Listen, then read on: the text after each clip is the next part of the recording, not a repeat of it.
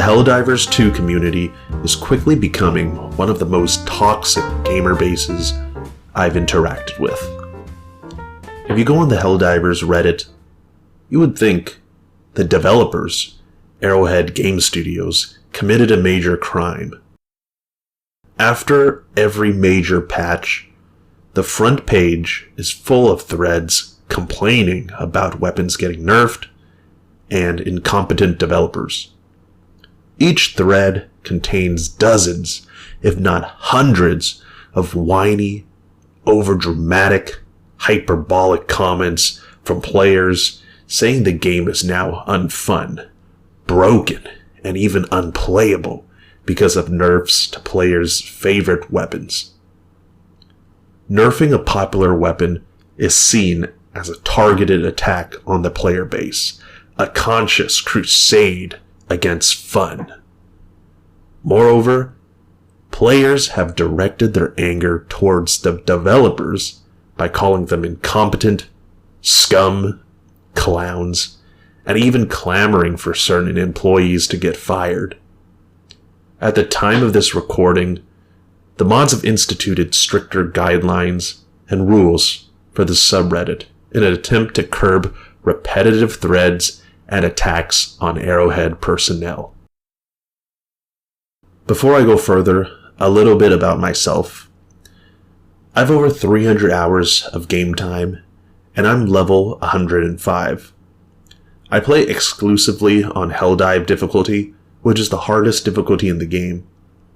My normal loadout for bugs and bots consists of the 120mm orbital barrage, the 380mm orbital barrage, the walking barrage, and either the gas strike, orbital laser, or whatever stratagem fits the mission.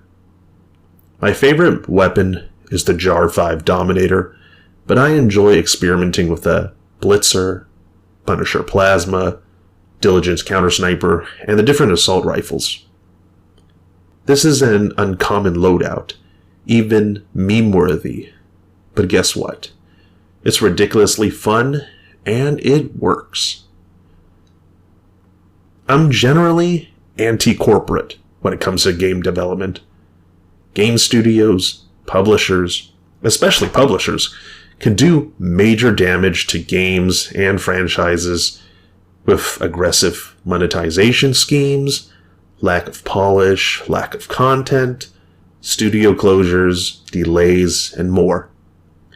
Think the early days of EA's Star Wars Battlefront 2 with its loot box controversy, or how quickly Anthem was abandoned, Call of Duty, battle passes, lackluster BioWare releases, etc., etc. There are a lot of studios and publishers that gamers hate, but Helldivers 2 might be the only instance which I'll blame the player base. As I've said earlier, every balance patch is followed with countless Reddit upvoted posts about how so-and-so got nerfed to the ground and why the game is completely ruined, why it's no longer fun, why the game is unplayable, how the game is completely destroyed, etc., etc. Snippets of admittedly snarky, mildly unprofessional, or even out-of-context comments from community managers and Arrowhead employees are quickly posted on the subreddit, like wanted posters for Wild West Outlaws. Normal player base decay that affects every online title is taken as evidence of the developers' failures and the infallibility of the, quote, community. You would think that these players actually want the game to fail, just to prove a point. It's toxic, and frankly, it's shameful and embarrassing. Now let's get things straight. Arrowhead isn't free from blame. It would be extremely dishonest if I framed Arrowhead as innocent victims. The game is riddled with bugs, many of which existed since release. Arrowhead has done a poor job communicating their long-term goals and plans to the player base. There are no dev posts, there are no roadmaps, there's no YouTube videos or live streams, players don't have an idea of what's coming down the pipe. Arrowhead employees, and even their now former CEO turned chief content officer, are active on Twitter and Discord, but provide very little substance in their communication other than acknowledgments of certain issues. This behavior does not exactly facilitate trust and confidence, and there's a lot of room for improvement.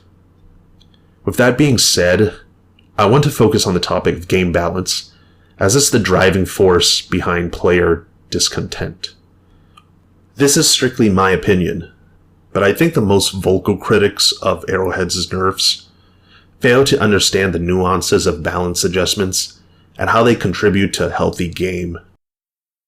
A common complaint made by critics is how unplayable, broken, trash, and unfun the game is due to the various nerfs to weapons. But these claims are so over-exaggerated that it's hard for me to take them seriously. The game is not unplayable. You know what was unplayable? The first several weeks of the game's launch, when you literally could not log into the game due to server capacity issues. That's unplayable. You're comparing weapons getting nerfed to literally not being able to play the game. And that's, frankly, outrageous. Regarding comments about the game being unfun and broken, my instinctual response is skill issue. But I know comments like this are unhelpful and confrontational. I totally understand why someone might find the current state of Helldivers 2 unfun. It sucks getting your favorite weapons and stratagems nerfed. You spent all this time experimenting and you finally found something that fits you and your playstyle. I would be unhappy too if something I frequently use, like the 380mm barrage, got nerfed. Now, regardless if the nerfs to your favorite abilities are justified or not, I think part of the beauty of Helldivers 2 is experimentation. I frequently complete Helldive difficulty missions with both randoms and my clanmates with a variety of stratagems and weapons.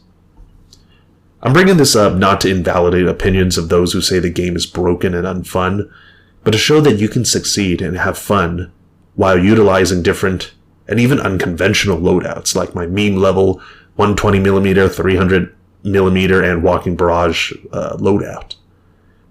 And part of the fun of Helldivers 2 is finding a wacky and silly loadout that looks stupid on paper but ends up working. And I encourage everyone to leave their comfort zone and try using weapons and stratagems they don't normally utilize. On to my next point. There's a disproportionate number of threads complaining about nerfs versus the actual number of nerfed weapons. If you were to browse the Helldivers subreddit, you would probably conclude that Arrowhead only nerfs weapons and never buffs anything. But that would be completely inaccurate. The number of buffs have exceeded the number of weapons nerfed. Here are the weapons nerfed just off the top of my head. Railgun, Breaker, Slugger, Caesar Cannon, Crossbow, Eruptor, Redeemer, Arc Thrower. Now at the same time, many weapons have been buffed, like the Peacemaker, Liberator, Liberator Penetrator, Punisher, Plasma Punisher, Breaker Spray and Pray, Jar Dominator, Arc Blitzer, Adjudicator, Scythe, Senator, the DMRs, as well as the Flamethrower and Breaker Incendiary via bug fixes. That's around 8 nerfs to 15 buffs. The funny thing is, most of the complaints are centered around nerfs to the Breaker Shotgun, the Anti-Armor Railgun, the Anti-Armor Caesar Cannon, and the Explosive Eruptor. Now, ironically, these weapons were considered overpowered or close to being overpowered. Even though we had a slew of balance adjustments that increased the viability of many weapons, the community chose to bitch and moan only about the nerfs. I think this is really telling of the community. All this hyperfixation on a couple of arguably overpowered weapons tells me that players are deeply attached to certain loadouts. This isn't necessarily a bad thing. It's fantastic that players feel a connection to a certain stratagem or weapon, and if that makes players happy, well, I'm all for it. On the other hand, players aren't fully appreciating the tactical options they have in front of them. There are a lot of weapons and stratagems that can be brought into Helldive difficulty that won't cause you to fail the mission. I've run some stupid loadouts with all sentries, all eagle strikes. I've mixed and matched smoke strikes and EMPs. I've utilized all the mines, Tesla towers, and so on. Will some loadouts be optimal? Of course. But it's not the end of the world when something gets nerfed. You can still succeed. Experimentation is part of the fun. The most important point I want to address is the belief that Arrowhead should only buff underperforming weapons and never nerf powerful ones. There's a deeply rooted line of reasoning that drives this belief. It goes like this. Number 1, killing things is fun. Number 2, nerfs affect the player's ability to kill things. Number 3, therefore, nerfs are anti-fun.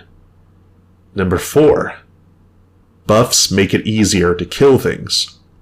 Number 5, since killing things is fun, buffs make the game more fun. Thus, we should buff and never nerf.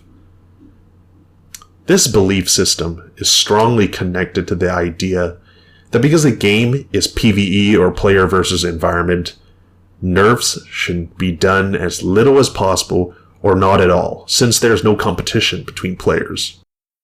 I will attempt to address both points. I want to be clear that nerfs and buffs are important to gameplay. While I am critical of the notion that we should never nerf and only buff weapons, I support buffs to many things in Helldivers too. I think there's a lot of room for improvement that can be made for weapons like the assault rifle class, and certain stratagems like the Eagle strafing run, the rocket pod strike, and the various mines. The most obvious reason why only buff, never nerf is problematic is power creep. Power creep is the concept that updates to the game or the release of new content can invalidate or grow the disparity in effectiveness between strong and weak weapons, or new content and old content.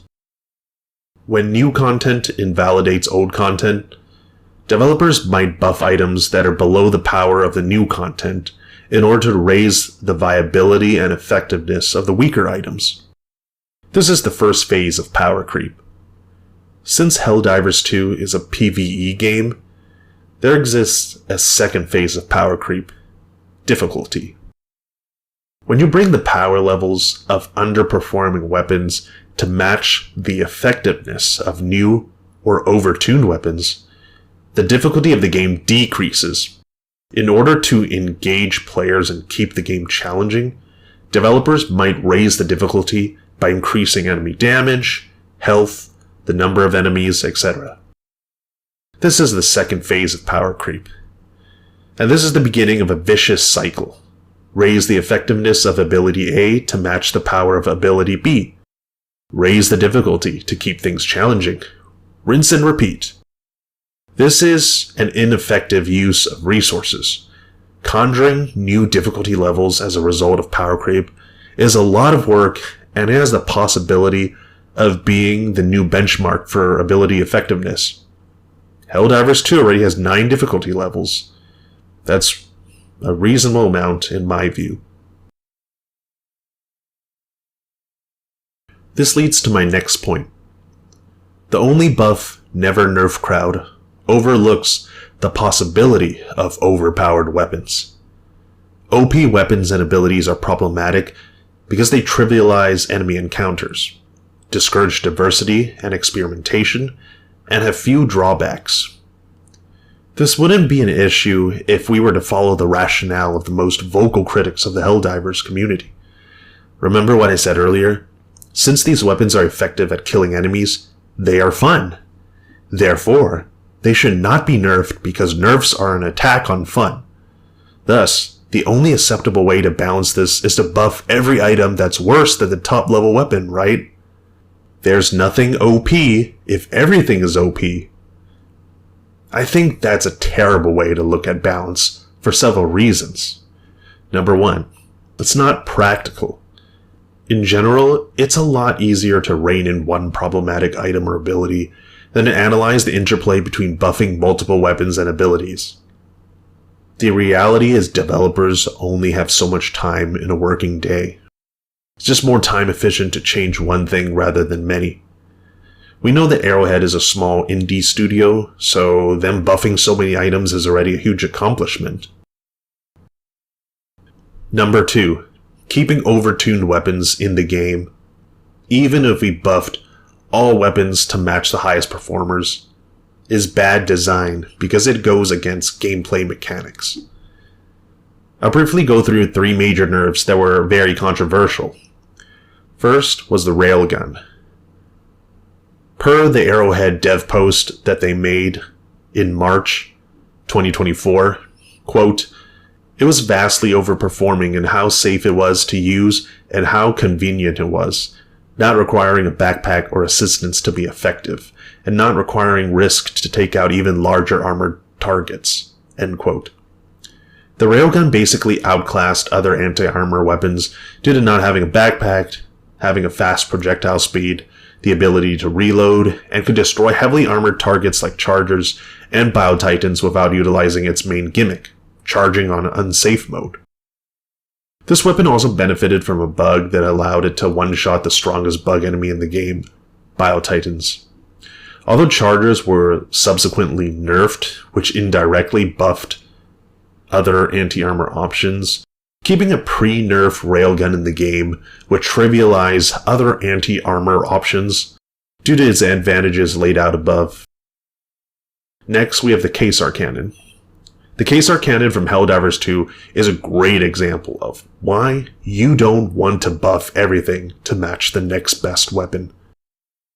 It's a stratagem weapon capable of defeating heavily armored enemies. It has extremely fast projectile speed, infinite ammo, does not cost a secondary backpack slot, and respectable power. As a result, it invalidated other weapons in its class, like the recoilless rifle, which is centered around team play, and the expendable anti-tank, a limited use but low cooldown stratagem. In this case, Arrowhead did the correct thing by nerfing the delay between shots of the Quasar Cannon.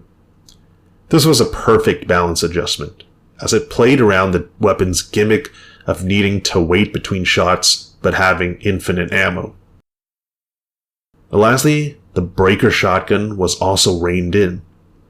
Per the Arrowhead dev post, quote, "The fantasy of the Breaker is a powerful automatic shotgun that bucks wildly as you hose down targets in front of you. It should be deadly up close, with high DPS, and its major drawback should be ammunition management and pacing your fire so as not to overshoot a target. To that end, we have lowered the amount of shells in each magazine and increased the recoil," end quote. These were great changes. The shotgun was almost a no-brainer pick because it had a good combination of damage, fire rate, accuracy, and ammo economy. The game would be quite boring if every weapon was a jack-of-all-trades. Unfortunately, I don't own the Democratic Detonation Warbond, so I've not utilized the Eruptor crossbow very much. I won't comment on them, but I understand many players are upset that these weapons were nerfed. So buffing weapons to match the power of what's considered the top weapons is generally a bad move, since the top weapons are the top weapons because they often trivialize game mechanics or have very few drawbacks. This thinking leads to terrible conclusions. I've already seen players clamor for overpowered weapons which is inexplicable. A player commented that Battle Pass weapons should only be stronger than their predecessors, and it was unacceptable that weapons performed similarly to their counterparts. I've also seen comments stating that Arrowhead could easily manage extra buffs to weapons by simply buffing the health of enemies. This is blatantly asking for power creep, and it's a shame that many players do not recognize this.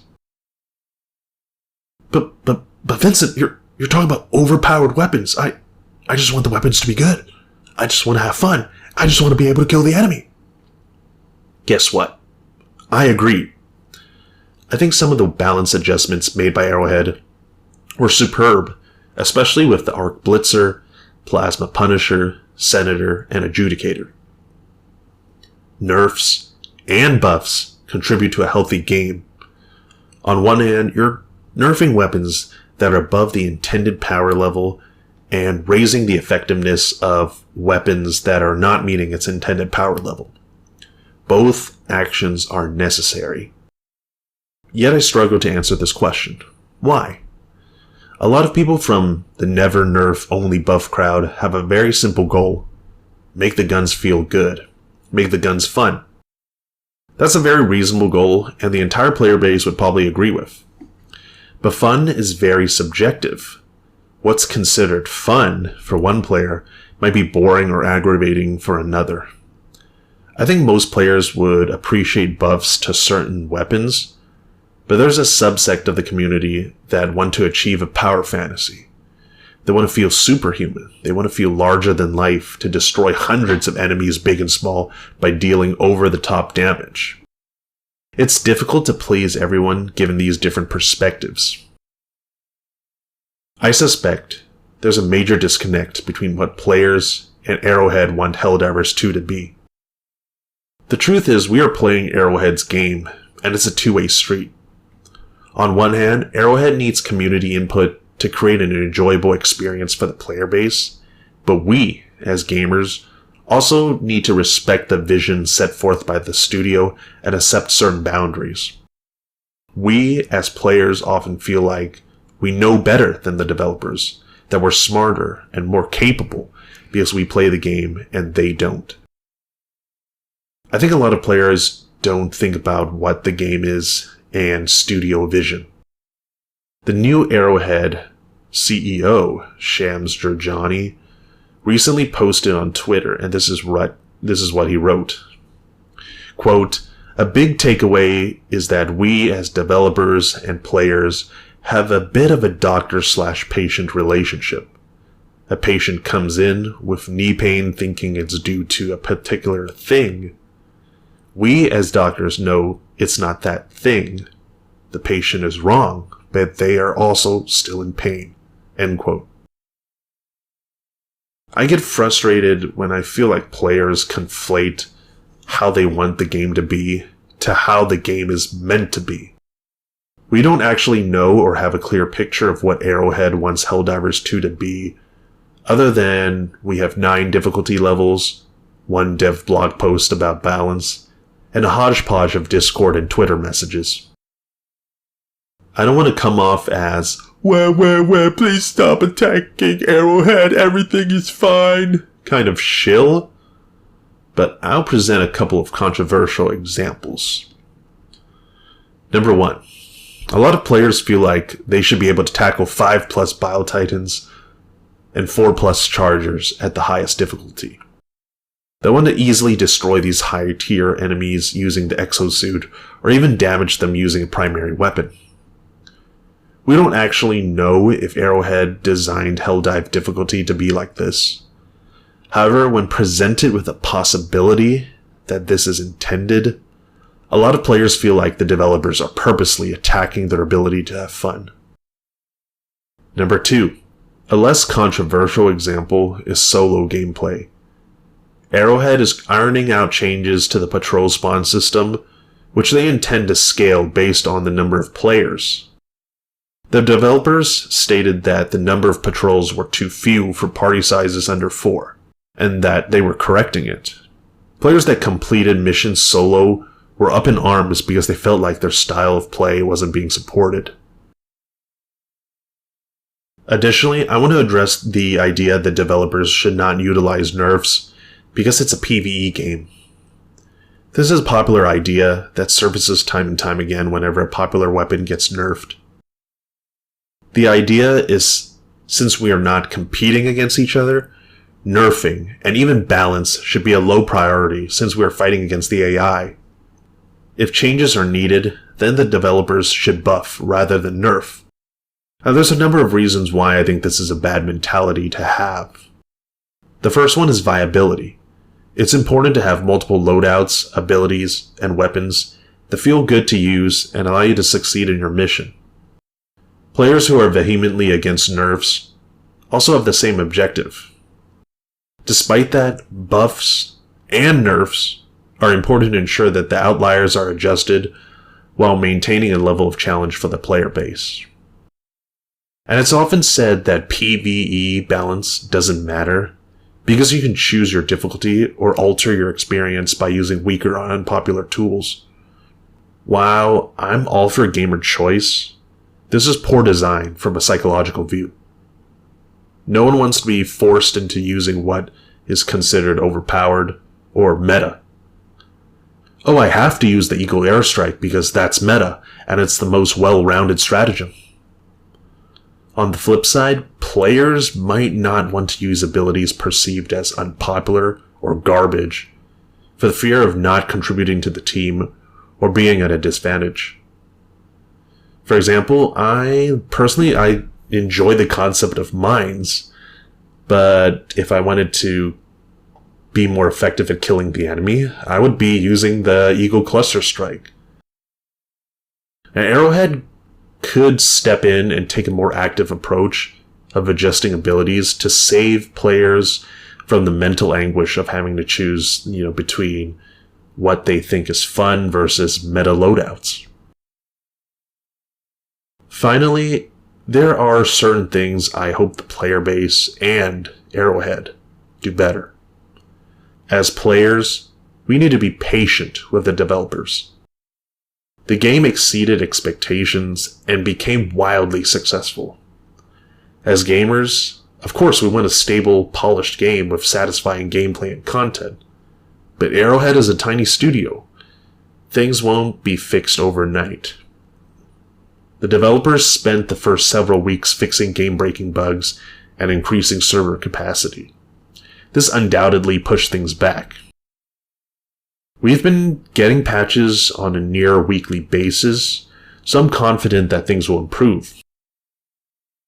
I'm reminded of League of Legends, a game that I played religiously a decade ago.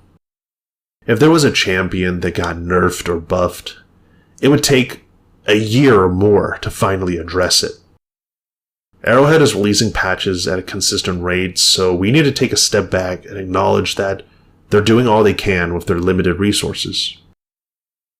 I also want to emphasize the importance of constructive criticism, with emphasis on constructive. I understand that many players have issues with the game, and many of these complaints are valid. If players are unhappy with certain changes, it's important to let Arrowhead know. However, there's constructive feedback, and then there's whining. If you have an issue with a certain weapon or stratagem, it's important for the player to communicate specifically on why it feels wrong, and if possible, suggest ways that it can be remedied. This is more helpful than, Arrowhead, you broke the game. Arrowhead, you hate fun because everything I like gets nerfed. The game is dead, and if you keep doing this, I'm gonna quit if you don't change.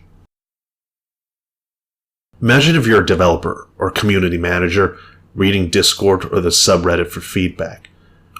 What's more helpful? Detailed feedback with a professional tone, or emotionally charged posts that attack the studio and its employees? Even if the complaint is valid, it's probably a waste of time trying to parse through doom and gloom posts than well-constructed ones. What Arrowhead needs to do, in my view, is improve their communication when it comes to adjusting the game. What does that mean? Arrowhead needs to communicate to the player base why they are making certain changes to weapons, stratagems, or gameplay. They can do this via blog posts, articles for websites, YouTube videos, Twitch streams, etc. The good thing is, they've already done this in the past with their first balance patch. They communicated the reasons for adjusting the 2 most popular weapons in their own blog post on March 25th, 2024. The Company of Heroes franchise does this really well. Every major patch is accompanied by a video showcasing the changes and a Q&A session with the community manager and developers. The Q&A session allows the developers to talk in depth about the big changes they've made, why they did it, and their expectations. So, as an example, it might go something like, in this patch, we are making this unit stronger in the early game by adjusting their cost and build time. The data suggests a large percentage of players struggled with this faction due to their underpowered units. By making this change, we hope players can effectively transition from the early game to the mid game. Boom, that's it. When you explain and go into detail about the reasons why you do something, it helps the player base understand the thinking behind it. This helps bridge the communication and expectation gap between developer and player. There's still the possibility of screw-ups, but effective communication leads to healthier discussion and feedback, which hopefully leads to better outcomes. I'm hopeful that Arrowhead will make good decisions for the game. The studio is far from perfect, but I think they've done a decent job with their limited resources. The game is fun and has a lot of potential to become an excellent indie title. It's important to have patience, but also provide constructive feedback when possible. My opinion of the game can change depending on what happens, but for now, I'll continue supporting the game and spreading democracy. Thanks for listening.